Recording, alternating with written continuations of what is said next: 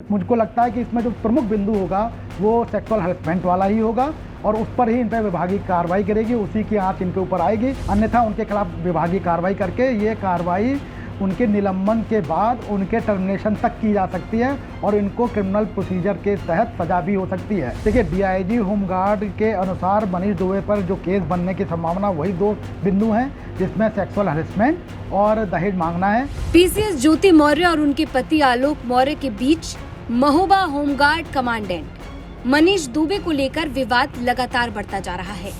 आलोक मौर्य का आरोप है कि उनकी अधिकारी पत्नी यानी ज्योति मौर्य का जिला कमांडेंट मनीष दुबे के साथ अफेयर है और दोनों मिलकर उनकी हत्या करवा सकते हैं। एक तरफ ज्योति मौर्य और आलोक मौर्य ने एक दूसरे पर कानूनी कार्रवाई शुरू की है, वहीं दूसरी तरफ मनीष दुबे के खिलाफ भी शिकंजा कसा।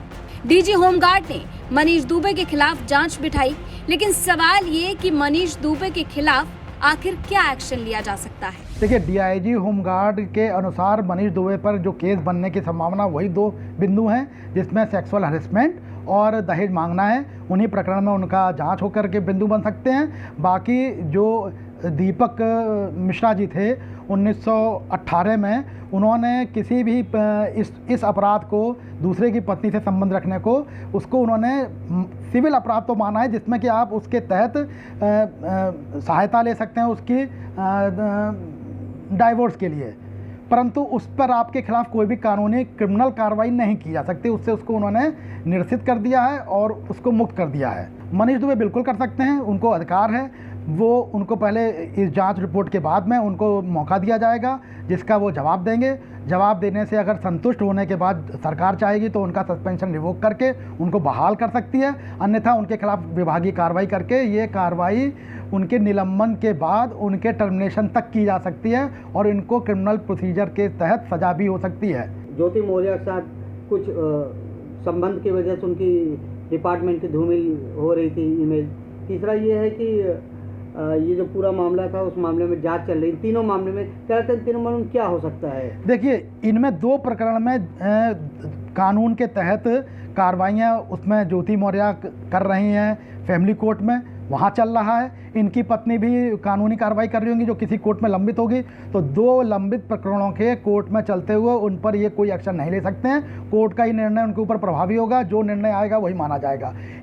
मुझको लगता है कि इसमें जो प्रमुख बिंदु होगा वो सेक्सुअल हरेसमेंट वाला ही होगा और उस पर ही इन पर विभागीय कार्रवाई करेगी, उसी की आंच इनके ऊपर आएगी और उसी का ही इनको जवाब देना होगा। मतलब ज्योति मौर्य मतलब मनीष दुबे का जो रिश्ता है उसकी वजह से ज्योति मौर्य की नौकरी पे कोई आँच नहीं। ज्योति मौर्य की नौकरी पे कोई, दोनों बालिग हैं। दोनों बालिग होने के बाद जरूरी नहीं है उनके शारीरिक संबंध हो, मित्रवत भी हो सकता है, कुछ भी हो सकता है।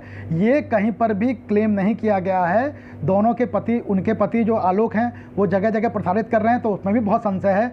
उनको कैसे वीडियो वो चैट मिल रही हैं, प्राइवेसी का वो उल्लंघन अपनी पत्नी का कर रहे हैं, वो सार्वजनिक कर रहे हैं। ज्योति मौर्य ने कहीं भी, क्योंकि प्रतिबंधित करता है ये एक्ट, किसी भी मीडिया में जाने पर, पेपर में जाने पर अपने जवाब देने के लिए इनको एप्रोप्रिएट फोरम पर ही जवाब देना पड़ेगा, जिसका कि पालन ये दोनों लोग कर रहे हैं। इसलिए मुझे नहीं लगता कि इस प्रकरण में इन पर कोई कार्रवाई होगी। तो सीनियर एडवोकेट अविनाश मोहन शर्मा ने ये तमाम बातचीत बताई।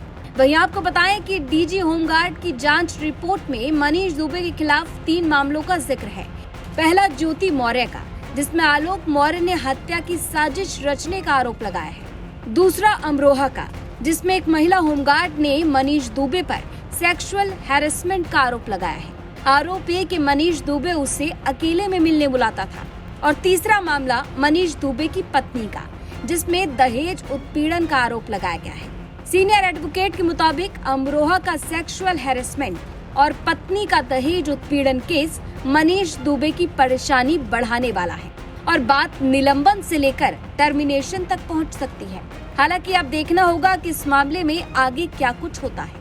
प्रयागराज से आनंद राज की रिपोर्ट, यूपी तक।